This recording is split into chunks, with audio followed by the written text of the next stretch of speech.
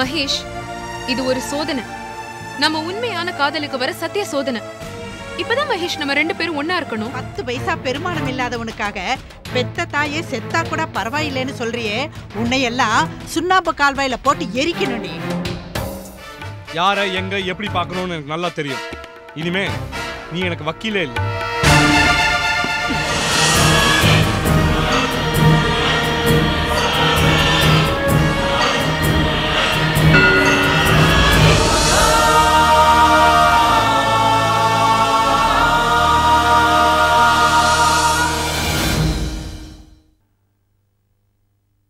வணக்கம் மேடம். வணக்கம் மேடம். வணக்கம். இங்க ரோஜாங்கிறது நான் தான். என்ன விஷயம்? உங்ககிட்ட ஒரு உதவி கேட்கலான்னு வந்திருக்கோம். ஒரு நிமிஷம்.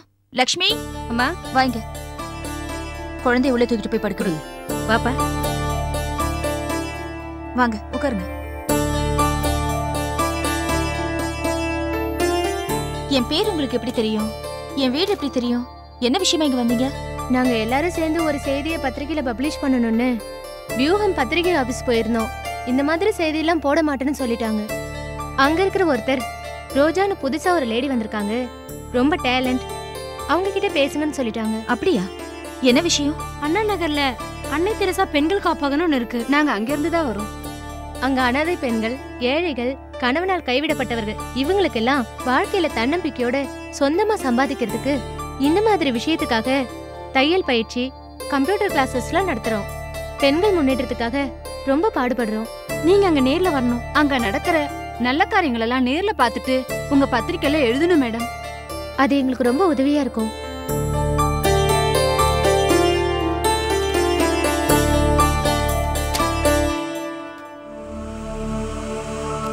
எங்க பத்திரிக்கையில வெளியிட மாட்டோம்னு உங்ககிட்ட யார் சொன்னா? உங்க பத்திரிகை ஆசிரியர் கமலேஷ் தான் சொன்னாரு. இந்த மாதிரி விஷயங்களுக்கெல்லாம் வீண் பப்ளிசிட்டி கொடுக்க எங்க பத்திரிகை தான் கிடைச்சதா அப்படின்னு முகத்துல வீசிட்டாரு. அவருக்கு விபச்சார விடுதி, கொலை, கொள்ளை இதெல்லாம் தான் நியூஸா தெரியும் போல இருக்கு. பெண்கள் முன்னேற்றத்துக்கு அவர் ஆரம்பத்துல இருந்தே எதிரிதான். அது தெரிஞ்சுதான் உங்ககிட்ட வந்தோம். நீங்க எழுதுற ஆர்டிக்கிளை வச்சுதான் சில கருணை உள்ளங்கள், பணக்காரங்க எங்களுக்கு உதவ முன் வருவாங்க. அவங்க மூலமா கிடைக்கிற நிதி உதவியில தான் பல நூறு அபல பெண்களோட வாழ்க்கை எதிர்காலம் அடங்கியிருக்கு. புரியுதுங்க, நான் முயற்சி பண்றேன். அப்படி சொன்னா பத்தாது, நாங்க மனசு உடைஞ்சு வந்திருக்கோம். முடியும் நீங்க நம்பிக்கையா சொன்னாதான் எங்களுக்கு நம்பிக்கை வரும். Please madam. சரி, முடியும். நான் வந்து காப்பகத்தை பாக்குறேன். அதை உடனடியா எங்க பத்திரிகையில பப்ளிஷ் பண்ண ஏற்பாடு பண்றேன். என்னங்க மேடம், எங்க ஆசிரமத்தோட டீடைல்ஸ்ல இதுல இருக்கு. வர மேடம். Thanks madam.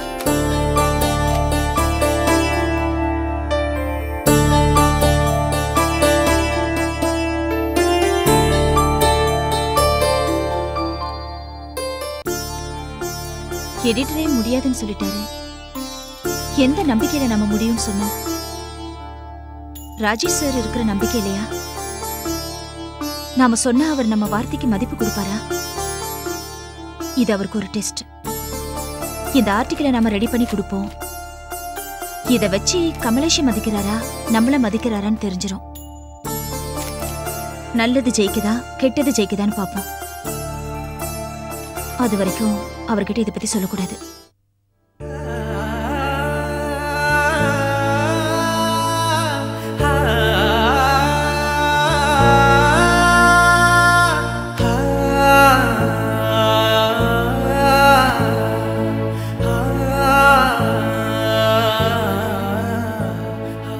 மேல கோவமா? என்னால தானே உங்களுக்கு இவ்ளோ அவமானமும் ஏச்சும் பேச்சும். இல்ல ஸ்னேகா, நான் எங்கேயாவது போய் தொலைஞ்சிடுறேன். என்னாலதான் உங்க எல்லாத்துக்கும் கஷ்டம். மகேஷ், நீங்க அப்படி எல்லாம் நினைக்க கூடாது. அப்படி நினைச்சீங்கன்னா நான் உங்களுக்கு அந்நியம்னு அர்த்தம். நாம ஒரு குடும்பம் மகேஷ். ஒரு குடும்பத்துக்குள்ள நல்லது கெட்டது எல்லாமே இருக்கதானே செய்யும். போக போகதான் எல்லாமே சரியாகும். ஸ்னேகா, இந்த வீட்டுல ஒரு நாய்க்கு இருக்க மரியாதை கூட எனக்கு இல்ல. நானும் ஒரு மனுஷன் தானே. நான் உன்னை எவ்வளவு காதலிக்கிறேன்னு உனக்கு தெரியணும். அதனாலதான் இவ்வளவு அவமானங்களையும் தாங்கிட்டு நான் இன்னும் இங்க இருக்கேன். ஆனா உங்க அம்மா விஷம் சாப்பிட்டதுக்கு நான் தான் காரணம்னு எல்லாரும் பேசி என்னை திட்டி தீக்குறாங்க. இவ்வளவு அசிங்க அவமானத்தை தாங்கிட்டு நான் இங்க இருக்கணுமா? ஸ்னேகா ப்ளீஸ், உன்னை கெஞ்சி கேட்டுக்கிறேன், என்னை விட்டுரு. நான் எங்கேயாவது போயிடுறேன். மகேஷ், இது ஒரு சோதனை. நம்ம உண்மையான காதலுக்கு வர சத்திய சோதனை. இப்பதான் மகேஷ் நம்ம 2 பேரும் ஒன்னா இருக்கணும். நம்மள இந்த ஆத்த விட்டு துரத்துறதுக்கு இங்க உச்சக்கட்ட நாடகம் எல்லாம் நடந்துட்டு இருக்கு. ஆனாலும் நம்ம இங்கேயும் போக கூடாது, இங்கேதான் இருக்கணும். வயசான எங்க அம்மாவுக்கே இவ்வளவு பிடிவாதம் இருக்கும்போது நமக்கு எவ்வளவு இருக்கணும். இந்த எதிர்ப்பெல்லாம் கொஞ்ச நாள் ஆனாதான் மகேஷ் போகும். கொஞ்ச நாளுக்கு அப்புறம் வேற வழியே இல்லாம அவங்களே நம்மள ஏத்துக்குவாங்க. அது வரைக்கும் நம்ம எங்கேயுமே போக கூடாது. இந்த வீட்டை விட்டு வெளியில போறது நம்ம பொணமா மட்டும்தான் இருக்கணும். இது நம்ம வீடு மகேஷ். எனக்கு எல்லாமே நீங்க தான். உங்களை விட்டு பிரிஞ்சு இனி எப்பவுமே என்னால இருக்க முடியாது. உங்க கூட இப்படி சேர்ந்து வாழறதுக்காக நான் எது வேணாலும் இழப்பேன் மகேஷ். எங்க அம்மாவையும் சேர்த்துதான். அடடடடடடட, நீ சொன்ன இந்த வார்த்தைகளை அப்படியே கல்வெட்டுல செதுக்கி வச்சு உன் காதல் மாளிகை வாசல்ல வைக்கலாம். நீ பேசாத என்கிட்ட. உன்கிட்ட பேசவே எனக்கு பிடிக்கல. என் குழந்தைய கொன்ன கொலைகாரி நீ. கூடிய சீக்கிரத்துல உன்னையும் நான் தாண்டி கொல்ல போறேன். ஆமா, இந்த தீவெட்டி தடியனுக்கும் நான் தான் எம. மகேஷ் எதுவும் பேசுற வேலை வச்சுக்காத. மரியாதை கெட்டுடும். ஏண்டி, நீ எல்லாம் ஒரு பொண்ணா? உன் அம்மா புருஷன் இல்லாம ஒத்த பொம்பளையா அக்ரஹாரத்துல உன்னை வளர்க்கறதுக்கு எப்படி எல்லாம் கஷ்டப்பட்டா. அத கண்ணால பார்த்தபடினா இன்னைக்கு உன் நடத்த பிடிக்காம விஷத்தை குடிச்சிட்டு ஆஸ்பத்திரியில செத்து பொழைச்சிருக்கா. இன்னும் நீ திருந்தலனா எப்ப திருந்த போற? உன்னை பெத்த பாவத்துக்கு அம்பை குழவி எடுத்து வயித்துல இடிச்சுக்கணும். 10 பைசா பெருமானம் இல்லாதவனுக்காக பெத்த தாயே செத்தா கூட பரவாயில்லைன்னு சொல்றியே, உன்னை எல்லாம் சுண்ணாம்பு கால்வாயில போட்டு எரிக்கணும் நீ.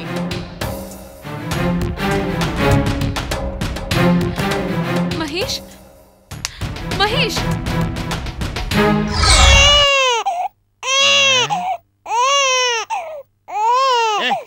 என்னடா சனி சும்மா அழுகிட்டு. ஐயோ ஐயோ, கேஸ் வேற அடிக்கடி அடடடடடட.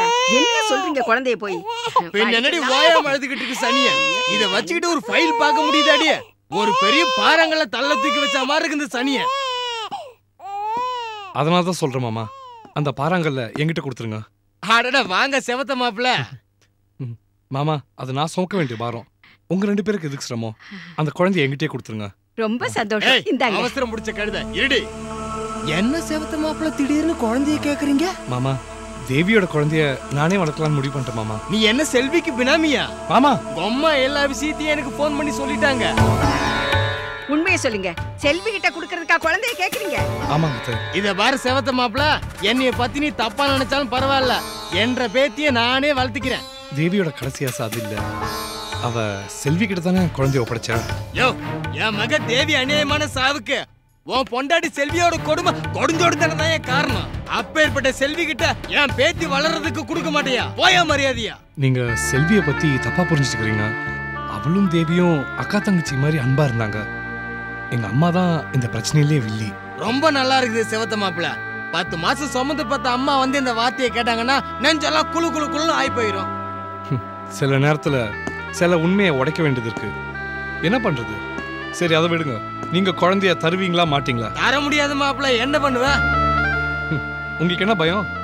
குழந்தை வளருது, வளர்ந்து உங்க சொத்துல பங்கு கேட்கும், அதானே பயம்? கேட்க மாட்டான். அதுக்கு நான் கேரண்டி. வேணும்னா பத்திரத்துல வேணா எழுதி தரேன். ப்ளீஸ் குழந்தைய கொடுத்துருங்க. என்னங்க, மாப்பிள்ளையே வந்து குழந்தைய கேக்குறாரு. அதுவும் இல்லாம அவர் நம்ம தேவியோட புருஷன். அவருக்கு இல்லாத உரிமையா? இத பாருங்க, குழந்தைய கொடுத்துடலாம். அவர் தான் கேரண்டி தரேன்னு சொல்றாரு. ஆடி என்னடி வெங்காய கேரண்டி வெங்காயன்னு? அவன் இயற்கை சீட்டத்துல சுனாமி அனாமின்னு வந்து பணமர ஒசரத்துக்கு வெள்ளம் போகுது. திடீர்னு நம்ம செவத்த மாப்பிள்ள புட்டுக்கிட்டு போயிட்டாருன்னா கேரண்டி அவங்கிட்ட போய் வாங்குறது. நான் சொல்றதுல தப்பதா இருந்தா சொல்லுங்க மாப்பிள்ள. என்னங்க இப்படி பேசுறீங்க? அப்படிதாண்டி பேசுவேன். ஏன்னா நான் வக்கீல்றி. முதல்ல மனுஷனுக்கு மனுஷன் நம்பிக்கை வேணும். ஏன் அந்த நம்பிக்கை என் மேல வைங்க. என் பேத்தியை நான் நல்ல முறையில் வளர்த்துக்கிறேன். இதோ பாருங்க, நான் போலீஸ்க்கு போவேன், கோர்ட்டுக்கும் போவேன். நான் தினம் கோர்ட்டுக்கு தான் போயிட்டு இருக்கேன். சரி, இப்போ உங்க முடிவு தான் என்ன? யோ, நீ உண்மையான பாசத்தோட வந்து கேட்டிருந்தா குழந்தைய உடனே கொடுத்துருப்பேன். நீ செல்விக்காக தான் வந்து கேட்டிருக்கிற. குழந்தைய கொடுக்க முடியாது. மாமா, இதோ பாரு. யோ, என்னைய மாமன்னு இதுக்கு மேல குழந்தைய கேட்டினா உனக்கு மாப்பிள்ளைங்கிற முறையே இருக்காது. சரி, உங்களை நான் எங்க சந்திக்கணுமோ அங்க சந்திக்கிறேன். ஏன் தம்பி கொஞ்சம் நில்லு. வக்கீல் சொல்றேன் கேட்டுக்க. செல்வியும் உன் வீட்டுல வச்சிருக்கிறதே தப்பியா? அவளுக்கும் உனக்கும் டைவர்ஸ் அப்ளை பண்ணிருக்கேன். ஹியரிங் வரப்போகுது. நான் தான் உனக்கு வக்கீல். அவளை உடனே வீட்டை விட்டு துரத்து, இல்லைன்னா உனக்கு விவாகரத்து கிடைக்காது. தேவையில்லை. யாரை எங்க எப்படி பார்க்கணும்னு எனக்கு நல்லா தெரியும். இனிமே நீ எனக்கு வக்கீலே இல்லை.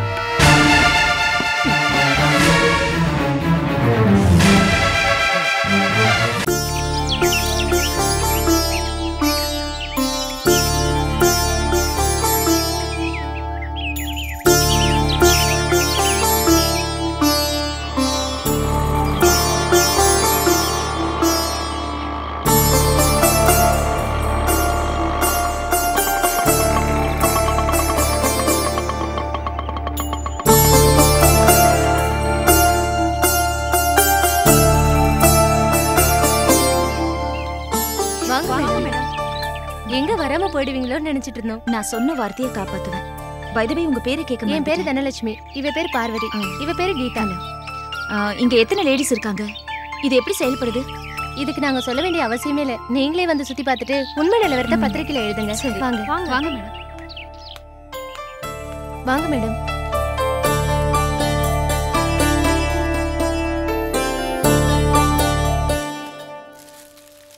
இங்கதான் அப்ளை பண்றோம்.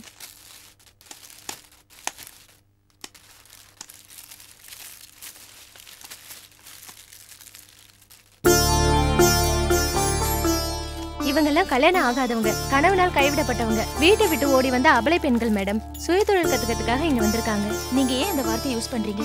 அது உங்க தன்னம்பிக்கையை குறைக்கும். அதுக்கு பதிலா உங்க சொந்த கால்ல நிக்கிறதுக்கு முயற்சி பண்றீங்கன்னு சொல்லுங்க. நீங்க சொல்ற மாதிரி தான் எங்க மேடமும் சொல்லுவாங்க. நாங்க சொந்த கால்ல நிக்கிற தன்மானம் உள்ள பெண்கள்னு அடிக்கடி சொல்லுவாங்க. இங்க இருக்கிற எல்லாரும் கஷ்டப்பட்டு உழைக்கிறோம். இது மட்டும் இல்ல மேடம், எங்களுக்கு டைலரிங்கும் தெரியும். 4 எக்ஸ்போர்ட் கம்பெனி ஆர்டர் கொடுக்குறாங்க. அந்த ஆர்டரை தைச்சு கொடுத்தா எங்களுக்கு சம்பளம் வரும். மளிகை பொருட்களை வாங்கி நாங்களே சுத்தம் பண்ணி கடைக்கு பேக் பண்ணி கொடுக்குறோம் மேடம். அது மட்டும் இல்லாம வத்தல், வடாம் இதெல்லாம் நாங்களே தயாரிக்கிறோம். Very good. வாங்க மேடம். வாங்க மேடம்.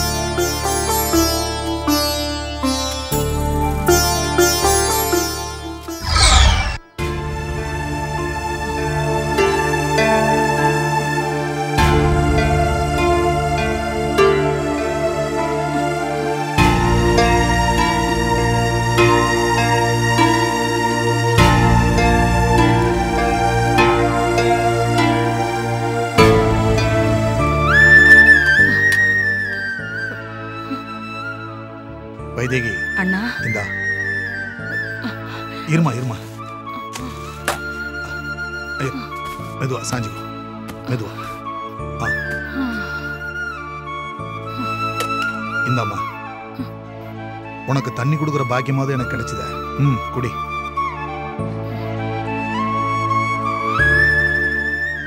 நேத்து பாதி மயக்கத்துல இருந்த, சரியா பேச முடியல. நீ எடுத்த முடிவு சரியா? படிச்சவளா நீ எடுத்த முடிவு தப்புமா? என் பிரச்சனை அந்த பகவானுக்கு தான் தெரியும். பகவானுக்கு அடுத்தபடியே எனக்கும் தெரியும். உனக்கு என்ன பிரச்சனை வந்தாலும் போன் போட்டு இப்படி ஆயிடுச்சுனா அப்படி ஆயிடுச்சுனான்னு சொல்லுவேன். இப்ப மட்டும் நான் அந்நியன் ஆயிட்டேனா? என் கஷ்டத்தை உங்ககிட்ட சொல்றதுனால என் கஷ்டம் தீந்துருமாண்ணா. எத்தனையோ பிரச்சனைகள் உங்ககிட்ட சொல்லி என் வேதனைக்கு நான் வடிகால் தேடின்னு இருக்கேன். ஆனா இந்த ஸ்னேகா பிரச்சனை எல்லாம் மீறி போயிடுதுன்னா அந்த மகேஷை கொண்டு வந்து ஆத்துல வச்சுட்டு கொட்டை அடிச்சுட்டு இருக்காவோ. இத சாக்க வச்சுட்டு அந்த அலமையிலும் ரத்னசாமி ஆத்துக்கு வர ஒழிச்சுட்டான்னா என் உசுரே போயிடுத்து. எங்க நான் என் பழைய வாழ்க்கைக்கே போயிடுவேணும்னு பயந்து போயிட்டேன்னா, அதான் இந்த அசிங்கத்துக்கெல்லாம் என் உசுரை மாச்சுக்கிறதே மேலன்னு துணிஞ்சுட்டேன். ரத்னசாமிக்கு நீ ஏமா பயப்படுற? அவன் ஒரு வெத்து வேட்டு. எனக்கு உசுரோட இருக்கவே பிடிக்கலன்னு என்னை ஏன் காப்பாத்திரேன்? ஸ்னேகாவால வர வேண்டிய அவமானம் இன்னும் ஏதாவது மிச்சம் மீதி இருக்கா? உன்னை காப்பாத்தினது ஏன் சுயநலமா? எனக்கு 15 வயசு இருக்கும்போது 8 வயசுல ஒரு தங்கச்சி இருந்தா. அவ பேரு கல்யாணி. அவ மேல நான் உயிரே வச்சிருந்தேன். அவளை பிரிஞ்சு ஒரு நிமிஷம் கூட இருக்க மாட்டேன். அவளும் நான் தான் உலகன்னு இருப்பா. பட்டாம்பூச்சி மாதிரி பறந்துகிட்டு இருந்தவ ஒரு நாள் திடீர்னு விஷக்காய்ச்சல்ல என்னை விட்டுட்டு போய் சேர்ந்துட்டா. என் வாழ்க்கையில எனக்கு ஏற்பட்ட முதல் அடி அதான். அவளை இழந்த பிறகு எனக்கு சித்தபுரமே பிடிச்சு போச்சு. அவ மேல நான் வச்சிருந்த அளவு கடந்த பாசத்தை அதுக்கு பிறகு யாரு மேலேயும் வைக்க முடியல. உன்னை எப்ப மறுபடி பார்த்தனோ அப்ப என் தங்கச்சியும் மறுபடி பார்த்தேன். 8 வயசுல இழந்த தங்கச்சி மறுபடி வந்துட்ட மாதிரி தோணுச்சு. நீயும் மனசு நிறைஞ்சு அண்ணா அண்ணான்னு என்னை கூப்பிட்டு அதை ஊர்ஜிதம் பண்ணிட்ட. இப்ப நான் உன்னை காப்பாத்தினது ஸ்னேகாவோட அம்மாவை நினைச்சு இல்லம்மா, என் கூட பிறந்த தங்கச்சியா நினைச்சு. எந்த எதிர்பார்ப்பும் சுயநலமும் இல்லாத உண்மையான உறவுகள் தாமா மனுஷங்களை சந்தோஷமா வாழ வைக்குது. எனக்கு இந்த பாசம் கிடைச்சிருக்கு, அது கடைசி வரைக்கும் நிலைக்கணுமா? உங்க பாசத்துக்கு நான் கடமைப்பட்டிருக்கேன்னா, ஆனா அது கடைசி வரைக்கும் நிலைக்குமான்னு தெரியல. என்ன நம்பாதீங்கன்னா, இந்த மகேஷ் ஸ்னேகா கூட இருக்கிற வரைக்கும் என் உசுருக்கு நான் உத்தரவாதம் இல்லை. புரியுது. அந்த மகேஷால தானே இவ்வளவு பிரச்சனையும். அவன் ஸ்னேகா விட்டு ஒழிஞ்சிட்டா எல்லா பிரச்சனைக்கும் ஒரு முடிவு கிடைச்சிடும்ல. வைதேகி, பழம் வாங்கிட்டு வந்திருக்கேன், சாப்பிடு, உடம்ப பார்த்துக்க. நான் போய் டாக்டரை பார்த்துட்டு கிளம்புறேன்.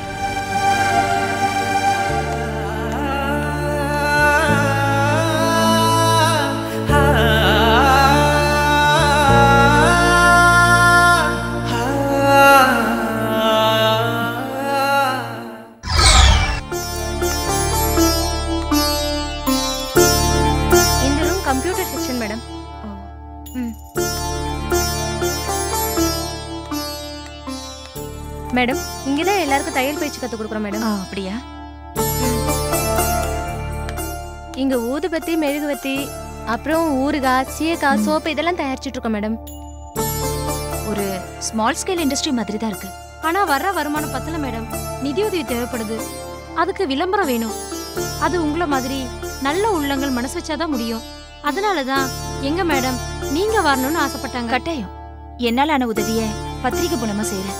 I promise.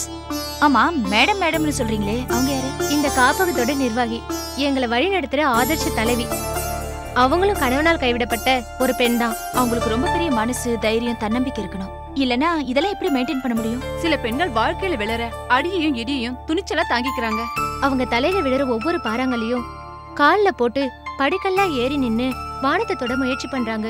அதுக்கு உதாரணமே எங்க மேடம் தான். அப்படிப்பட்ட ஒரு பெண்மணியை நான் சந்திக்கணுமே. வாங்க மேடம், அவங்களும் உங்களுக்காக தான் காத்துட்டு இருக்காங்க. நான் போயிட்டு வரேன்.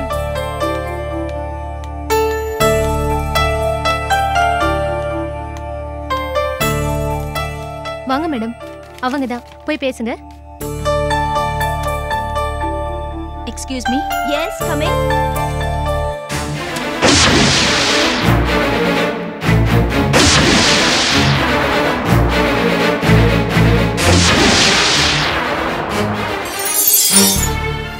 போட்டோல இருக்க லேடி என்னுடைய வைஃப் தான்.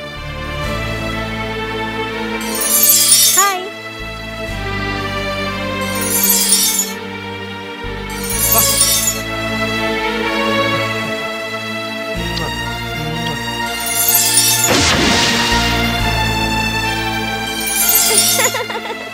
சரி வா.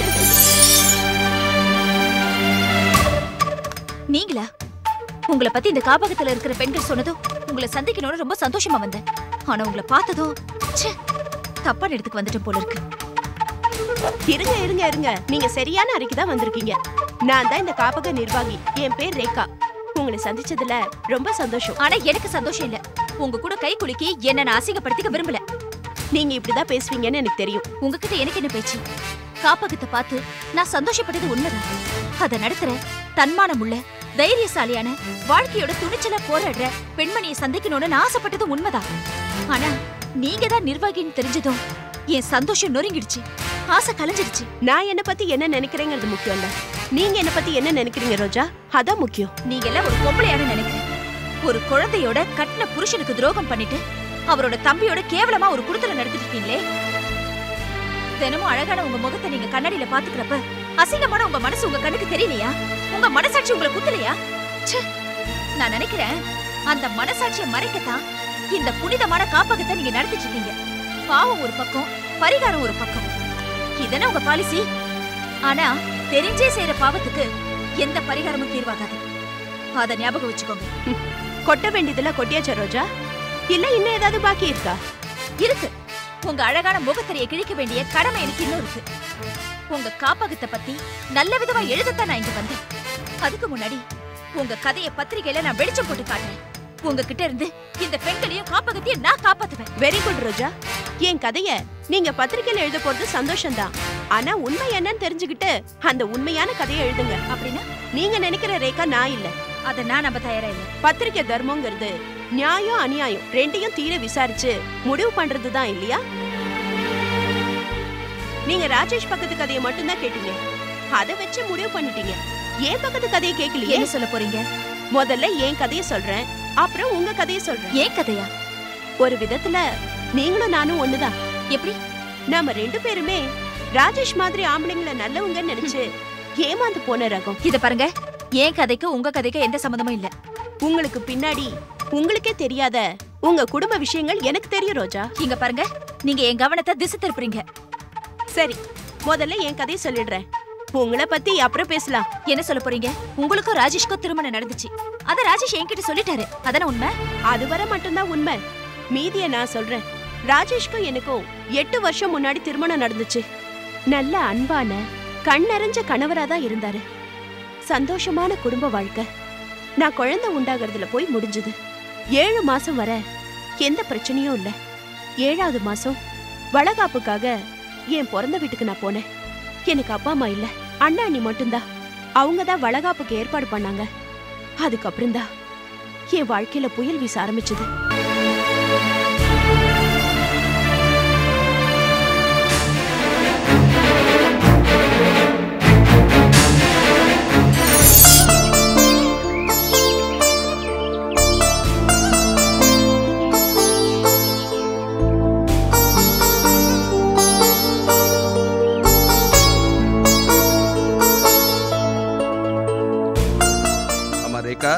அண்ணா, நீ நினைச்ச மாதிரி வளகாப்புலாம் கிராண்டா நடந்ததா?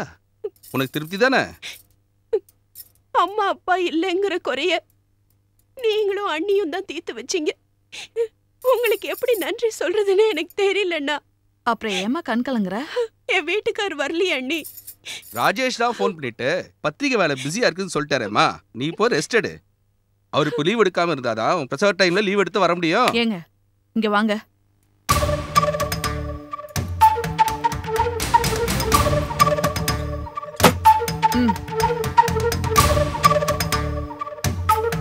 நான் உங்ககிட்ட என்ன சொன்னேன், நீங்க அவகிட்ட என்ன சொல்றீங்க? என்னடி?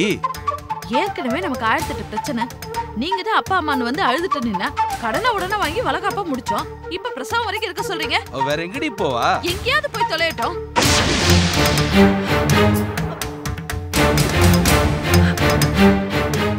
ஏன் அவ புருஷன் வீடு இல்ல? அந்தாள் பொண்டாட்டிக்கு தானே வளகாப்பு. அந்தாள் வந்து எட்டி பார்த்தானா இல்ல காசு பணம் தான் கொடுத்தானா? இப்ப பிரசவ செலவு நம்ம தலையிலயா? இத பாருங்க, புள்ள பிறந்துச்சுன்னா எல்லா செலவும் நம்ம தலையில தான். ஞாபகம் வச்சுக்கோங்க. எனக்கு புரியுதுடி, அவளுக்கு புரியலையே. அண்ணா அண்ணான்னு கழுத்தை இறுக்கி கட்டிக்கறா. இங்க மூச்சு தர நான் சாகத அவளுக்கு புரியலையே. என்ன பண்ணுவீங்களோ எனக்கு தெரியாது. நாளைக்குள்ள அவ இந்த வீட்டை விட்டு கிளம்பணும். இல்ல நான் எங்க அம்மா வீட்டுக்கு போயிடுவேன். என்னடி இப்படி சொல்ற மைதிலி? Please please. பொண்டாட்டியா தங்கச்சியா ரெண்டுல ஒண்ணு முடிவு பண்ணிக்கோங்க.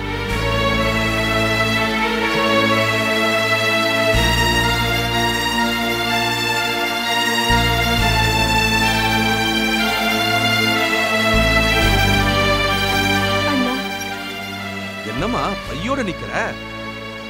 எனக்கு இப்பவே என் புருஷனை பார்க்கணும் ஏக்கமா இருக்கு. அதான் நான் சென்னைக்கு கிளம்புறேன். என்னம்மா ரேகா இது? இப்பதான் உனக்கு வளகாப்பே முடிஞ்சிருக்கு. குழந்தை பிறந்த பிறகு நாங்க அனுப்பி வைக்கிறோம்னு சொன்னோம்ல. இல்ல நீ, எனக்கு இப்பவே என் புருஷனை பார்க்கணும். அப்படிலாம் போக முடியாதுமா. வேணா உன் புருஷனை. சரிம்மா, இப்ப என்னதான் சொல்ற? அண்ணா, எனக்கு இங்க எந்த குறையும் இல்ல. ஜாம் ஜாமுன்னு வளகாப்பு நடத்துனீங்களே, இதை விட ஒரு கர்ப்பஸ்திரி பொண்ணுக்கு வேற என்ன வேணும்? ஆனா நான் இல்லாம ராஜேஷ் ரொம்ப கஷ்டப்படுவாரு. நான் தான் அவரோட உலகம். நான் போனாதான் அவருக்கு நிம்மதியா இருக்கும். ஹோட்டல் சாப்பாடு வேற அவர் உடம்புக்கு ஒத்துக்காது. எனக்கு மனசெல்லாம் அங்கேயே இருக்கு. நான் இப்பவே அவரை போய் பார்க்கணும். நான் புறப்படுறேன்னா. கர்ப்பிணி பொண்ணு ஆசைப்பட்டா அதை உடனே நிறைவேற்றி வச்சிடணும். இல்லைனா அவ மனசு பரிதவிச்சு போயிடும். உன் உடம்ப பாத்துக்கறேக்கா. போய் சேர்ந்த உடனே எனக்கு ஃபோன் பண்ணு. உன்னை தனியா அனுப்புறதுக்கு எனக்கு கஷ்டமா தான் இருக்கு. கர்ப்பிணி பொண்ணு அர்த்த ராத்திரியில எப்படி? பரவாயில்ல அண்ணி, உங்க அன்பு எனக்கு புரியுது. நான் கிளம்புறேன் அண்ணி. நான் போயிட்டு வரேன்னா. சரி போயிட்டு. சரி, பத்திரமா போ. வரேன். வீட ஒழிஞ்சுது. வாங்க.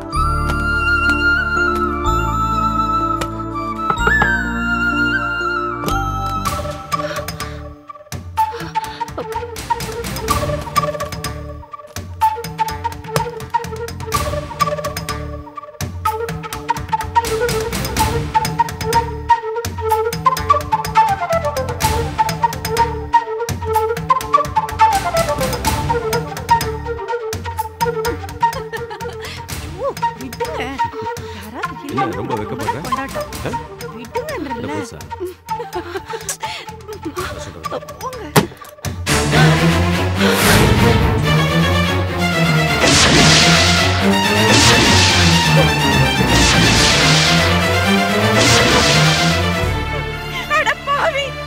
ரேகா, நீ எப்போ வந்த? என் பேரை சொல்லாத. நீ எல்லாம் ஒரு மனுஷனா? உன்னை எப்படி எல்லாம் நம்பின? துரோகி. நீ இவ்வளவு கேவலமா நடந்துக்குவே நான் நினைக்கவே இல்ல. ஏண்டி நான் இல்லமா? ஐயோ, நான் இல்லமா, நான் இல்லமா. ஐயோ, நம்ம இல்லமா. இதை ஓடிப்போ. ஏய்யா, உனக்கெல்லாம் மனசாட்சியே இல்லையா? அங்க உன் பொண்டாட்டிக்கு வளகாப்பு நடக்குது, அதுக்கு வர முடியல. இங்க இன்னொரு வளகாப்புக்கு ஏற்பாடா? அதுவும் ஒரு வேலைக்காரி கூட. உனக்கு வெக்கமா இல்லையா? கையை விடுறீ. எல்லா ஆம்பளைங்களும் பொண்டாட்டி பிரசவ காலத்துல அப்படி இப்படி தான் இருப்பாங்க. இதை போய் பெருசுப்படுத்துற? சீ, வாயை மூடு. நீ சாக்கடையில விழுந்துட்டேன்னு சொல்லு. அதுக்கு எதுக்கு எல்லா ஆம்பளைங்களையும் பழி சொல்ற? உத்தமமான ஆம்பளைங்களையும் எனக்கு தெரியும். உன்ன மாதிரி நயவஞ்சக பாம்புகளை இப்பதான் பாக்குறேன். உன்னை உத்தமன் நினைச்சு புள்ளைய வயத்துல சுமக்கிறேனே, அதுக்கெல்லாம் நீ தர கூலியா இந்த நம்பிக்கை துரோகம். சாரி ரேகா, இனிமே இப்படி நடக்காது. வாயை மூடு. செய்யறது எல்லாம் செஞ்சுட்டு சமாதானமா படுத்துற. நான் இனிமே உன் கூட வாழ மாட்டேன். நம்பிக்கை துரோகி. இந்த விஷயத்தை வெளியில சொல்லி உன் மானத்தை வாங்குற. உன் பத்திரிக்கை ஆபீஸ்க்கு வர, ஊரெல்லாம் உபதேசம் பண்ற, உன் முகமுடிய கிழிக்கிற, உன் மானத்தை கப்பல் ஏத்துற. அப்பதான் உன்ன மாதிரி ஜென்மங்கள்லாம் திருத்தும். அண்ணாத நாய், விட்டா பேசிட்டு போற. ஆபீஸ் பக்கம் வந்த கொலை விழும். ஒழுங்கா பொண்டாட்டியா அடங்கிக்கிட, இல்ல வெட்டி போயிச்சு.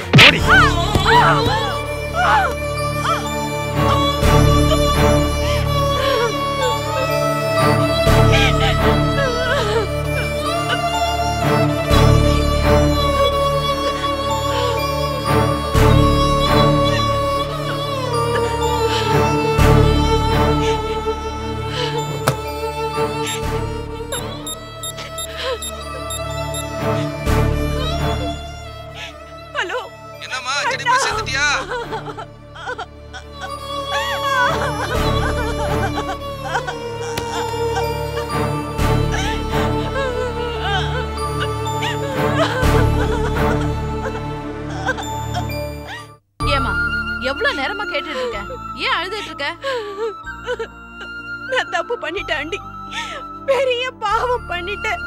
நீ போன் பண்ணி அழுததும் திருச்சில இருந்து அடிச்சு முடிச்சுட்டு ஓடி வரோம். வந்து 1 மணி நேரம் ஆச்சு. அப்ப இருந்து இதேதான் சொல்லிட்டு இருக்க. நீயும் ஒண்ணும் சொல்ல மாட்டேங்கிற. வெளியில மாப்பிள்ளையே எதுவும் பேச மாட்டேங்கிறாரு. ஆமா, கமலேஷ் தம்பி எங்க? அவர் கோயம்புத்தூர் போயிருக்காரு. மைதிலி, இங்க வாமா. என்னங்க? இங்க வான்னு சொல்றேன்ல.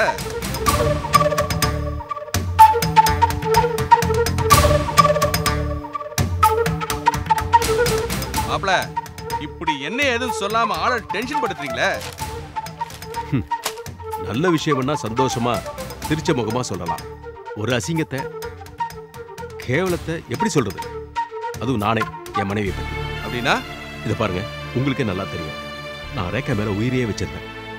அவ இல்லாம என்னால ஒரு நாள் கூட இருக்க முடியாது.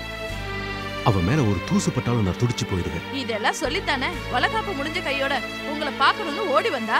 இதுவரைக்கும் நான் ரேகாவுக்காக அதை செய்யுங்க இதை செய்யுங்கன்னு கேட்டதில்லை. ஏன்னா அந்த அளவுக்கு ரேகாவை நேசிச்சேன். ஆனா இப்ப கேட்கிறேன், ரேகா கிட்ட இருந்து எனக்கு டைவர்ஸ் வேணும்.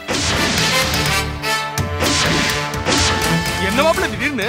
ஆமா, திடீர்னு தான் எல்லா அசிங்கமும் நடந்து போச்சு. ரேகா உங்க வீட்டுக்கு போயிட்டான்னு எனக்கு சமையலுக்காக இதோ இந்த வேலைக்காரனை வச்சிருந்தேன். ரேகா ரெக்கமெண்ட் பண்ண ஆள் தான் இவன். ஆபீஸ் முடிஞ்சு திரும்பி வந்து பார்த்தா வீடு திறந்தே கிடக்குது. ஹாலில் யாருமே இல்லை. சொல்லவே நாக்கு கூசு. பெட்ரூம்ல ரேகா இவனோட கட்டி பிடிச்சுக்கிட்டு. என்னங்க? ஐயா, என்ன மன்னிச்சிருங்க ஐயா. இனிமே இந்த மாதிரி நடக்காதுங்க ஐயா. ஏய், பாவி, பாவி. இவன் நேரத்தே ஓடி போயிருப்பான். நீங்க நம்பணும்ல, அதனாலதான் பிடிச்சு வச்சிருக்கேன். ஐயோ அண்ணி, சத்தியமா இல்ல நீ, சத்தியமா இல்ல. சே, வாய் மூடுறீ. இவங்க 2 பேரும் செஞ்ச அசிங்கத்தை பார்த்துட்டு நான் இன்னும் உயிரோட இருக்கேன். இவளுக்கு நான் என்ன குறை வச்சேன்? கண்ணுக்குள்ளேயே வச்சு பார்த்துட்டு இருக்கேன். ஆனா இவன் இப்படி கீழ்த்தரமா ஒரு வேலைக்காரனோட இவனுக்கு இவளுக்கும் முதல்ல கள்ள தொடர்பு இருந்திருக்கு. இவனை உதைச்சு விசாரிச்ச போது ஒவ்வொன்னா வெளியே வருது. இப்ப எனக்கு சந்தேகமா இருக்கு, இவ வயிற்றுல வளர்ற பிள்ளை கூட என்னோட இல்லைன்னு நினைக்கிறேன். இவனோட இதான சந்தேகமா இருக்கு. அண்ணி சத்தியமா அவர் சொல்றது பொய் அண்ணி. ஏமா இப்படி வயித்துல குழந்தைய வச்சுட்டு சத்தியம் பண்ற? வரக்கப்புறம் நம்ம குழந்தைக்கு ஏதாவது ஆயிட போகுது. டேய் ஓட பாவே உன்னை ஏன்டா எம்எல்ஏ கைமா பழிய போடுற? என்னடி நடிக்க? நாங்க வந்ததுல இருந்து தப்பு பண்ணிட்டேன் பாவம் பண்ணிட்டேன்னு சொன்னியே, அது இந்த கர்மத்தை பத்தி தானே? ஐயோ அண்ணி, நான் தப்பு பாவம்னு சொன்னது இந்த ராஜேஷ் அயோக்கியன. இந்த ராஜேஷ் அந்த வேலைக்காரி கூட. ஐயோ அத நான் எப்படி வாயால சொல்லுவேன்? அடி பாவி, பிளேட்டே மாத்திர. அண்ணி இந்த ஆளை நம்பி கட்டிக்கிட்டு புள்ளைய பெத்துக்க போறதுதான் பாவம் தப்புன்னு சொன்னேன். வளகாப்பு முடிஞ்சதோ நீ ஏண்டி அவசர அவசரமா கிளம்புன? எனக்கு அப்பவே சந்தேகம் தான், எல்லாம் இந்த கர்மத்துக்கு தானா? ஐயோ இல்ல அண்ணி, நீங்க பேசிட்டு இருந்ததை நான் கேட்டேன், அதனாலதான் நான் இங்க கிளம்பி வந்தேன். ஓஹோ, கடைசியில எங்க மேலயே குத்த சொல்ல ஆரம்பிச்சிட்டியா?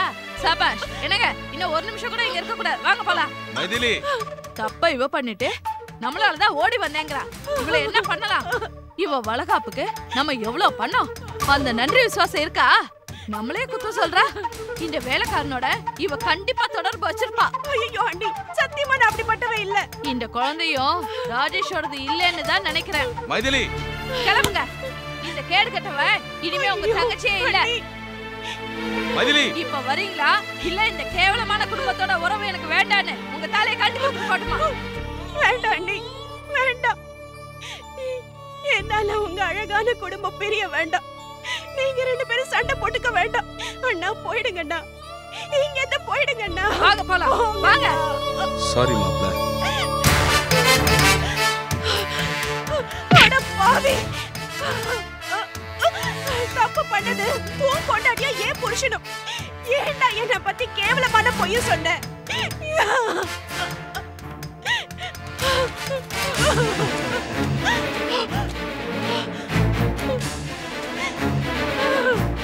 எனக்கு எவ்வளவு பெரிய துரோகம் பண்ணிட்ட, நீ நல்லாவே இருக்க மாட்ட.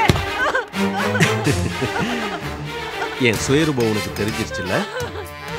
நான் விதவிதமா ஹோட்டல்ல சாப்பிடணும்னு ஆசைப்படுறேன். எனக்கு இந்த வீட்டு சாப்பாடெல்லாம் பத்தாது. அதனால உனக்கு இனிமே இந்த வீட்டுல இடம் கிடையாது. போய் தெருவுல பிச்சை அடி.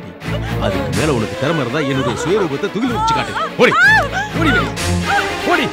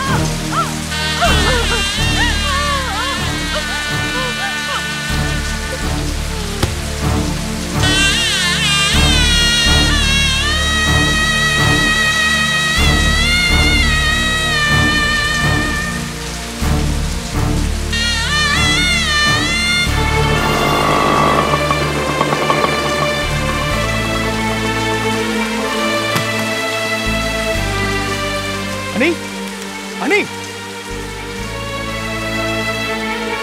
அனி அனி அனி அனி என்னாச்சு? என்னாச்சு? நீங்க எப்ப வந்தீங்க? நான் இப்பதான் கோயம்புத்தூர்ல இருந்து வந்துட்டு இருக்கேன். நீங்க எப்ப திருச்சில இருந்து வந்தீங்க? ஆமா, ஏன் இப்படி வாசல்ல மயங்க போய் நனைஞ்சு கிடக்குறீங்க? அண்ணே எங்க? ஏன் வீடு பூட்டி இருக்கு? அனி, ஐயோ அண்ணி, கர்ப்பிணி பெண்ணுங்களா அழக்கூடாது. நீ என்னாச்சு? என்ன நடந்து சொல்லுங்க, சொல்லுங்க. நீ அது வந்து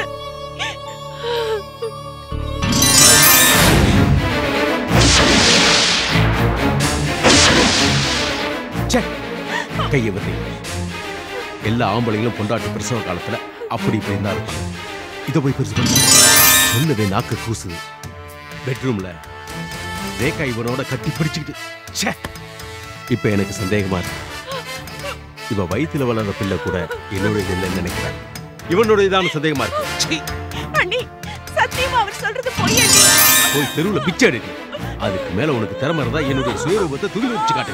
ஓடி ஓடி ஓடி.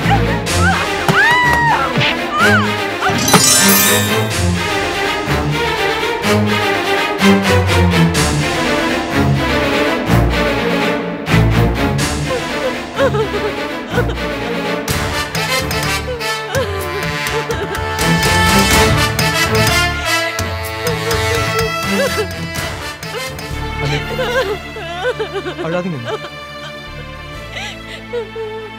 அந்த ராஜேஷ் ஒரு பொம்பளை பொறுக்கின்னு எனக்கு நல்லாவே தெரியும். அண்ணன் ஆயிட்டான். நீங்க வேற அவன் மேல அளவுக்கு அதிகமா பாசம் வச்சுட்டீங்க. அதான் அதை குறைச்சிட வேணாமேனுதான் உங்ககிட்ட உண்மையை சொல்லாம நான் மறைச்சிட்டேன். ஆனா அதுவே தப்பா போச்சு. அவன் எனக்கு இனிமே அண்ணனே இல்லை, நீ எதிரி. அவனை நான் சும்மா விட மாட்டேன். அவரை நான் கடவுளா நினைச்சேன். என் கற்பை அசிங்கப்படுத்தி காரை தொப்பிட்டாரு. இந்த குழந்தைய அவரோட குழந்தை இல்லைன்னு சொல்றாரு கமலேஷ். நான் சாகுறேன். நான் சாகிறது தவிர எனக்கு வேற வழி இல்ல. இந்த கெட்ட பேரை சுமந்துக்கிட்டு நான் எப்படி கமலேஷ் வாழ்வேன்? சாகலாம் நீ. ஆனா அது இப்ப இல்ல. அவனுக்கு நீங்க சரியான பாடம் கற்பிச்சுட்டு அவன் பேசின ஒவ்வொரு வார்த்தைக்கும் நீங்க அவனை தண்டிச்சுட்டு நீங்க ஒரு உத்தமன்றதை நிரூபிச்சுட்டு அதுக்கப்புறம் நீங்க சாகலாம் நீ. ஆனா அது வரைக்கும் நீங்க உயிரோடு தானே இருக்கணும். இனிமே நான் எங்க போவேன்? எனக்கு என்ன யாரு இருக்கா கமலேஷ்? நான் இருக்கேன். உங்களுக்கு நான் இருக்கேன்.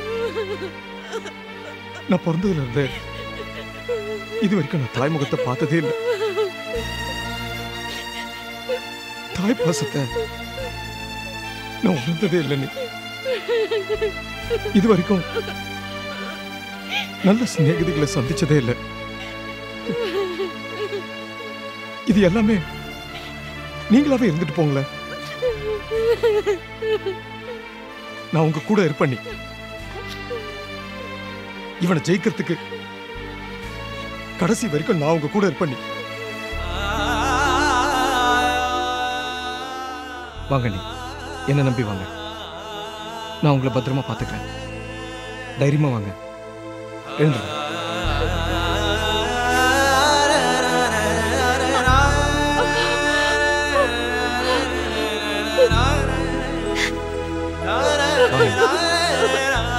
வாங்க.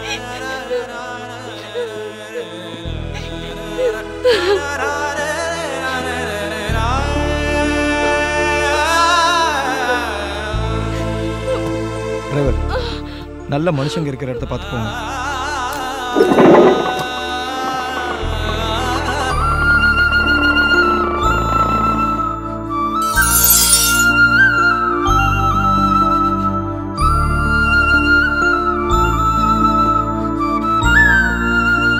ராஜேஷ் சொன்ன கதையை நம்பாதீங்க, மறந்துருங்க. அது போய் என் தாலி மேல சத்தியமா சொல்றேன். நான் இப்ப சொன்னதுதான் உண்மை. நான் உங்களை நம்புறேன். உங்க உண்மை தெரியாம ஏதேதோ பேசிட்டேன். என்ன மன்னிச்சிடுங்க ரேகா. அந்த ராஜேஷ் சுயரூபத்தை நான் உலகத்துக்கு காட்டுறேன். இதுதான் என் கதை. இனிமே உங்க கதை. ஏன் கதையா? உங்களுக்கே தெரியாம எத்தனையோ விஷயங்கள் திரைமறைவுல நடந்திருக்கு. நீங்க அதுக்கெல்லாம் வெறும் பகடக்காயா மட்டும்தான் இருந்திருக்கீங்க. புரியலையே. முதல்ல உங்களுக்கு வியோகம் பத்திரிக்கையில வேலை எப்படி கிடைச்சது? வெப்சைட்ல என் பயோடேட்டாவை ராஜேஷ் பார்த்திருக்காரு. அது போய் உங்களுக்கு தானா வேலை கிடைக்கல. உங்க மாமனார் ராஜசேகர் தான் உங்களுக்கு இந்த வேலையை ஏற்பாடு பண்ணாரு. என்ன சொல்றீங்க? உங்க ஹஸ்பண்ட் மகேஷ் உங்களை விட்டு போனதும் உங்களுக்கு வேற கல்யாணம் பண்ணி வைக்க உங்க மாமனார் ராஜசேகர் முடிவு பண்ணாரு. அதே சமயம் ராஜேஷ் ஒரு பத்திரிக்கையில மணமகள் தேவன்னு விளம்பரம் கொடுத்தாரு. உங்க மாமனார் ராஜேஷ போய் சந்திச்சாரு. உங்களை கல்யாணம் பண்ணிக்கணும்னு ராஜேஷ வற்புறுத்தினாரு. எனக்கு அப்படி ஒரு எண்ணம் சேச்சே, என் மாமனார் அப்படிப்பட்ட ஒரு ஒண்ணும் இல்ல. எனக்கு அப்படி ஒரு விருப்பமும் இல்ல. அது உங்க மாமனாருக்கும் தெரியும். அதனால்தான் ராஜேஷ் கிட்ட முதல்ல பத்திரிக்கையில ரோஜாவுக்கு வேலை கொடுங்க, ரோஜா கூட நெருங்கி பழகுங்க, அவ மனசுல இடம் பிடிங்க, அப்புறமா கல்யாணம்னு சொன்னாரு. அப்படிதான் இந்த வேலையே உங்களுக்கு கிடைச்சது. இது உண்மையா? என்னால நம்பவே முடியல.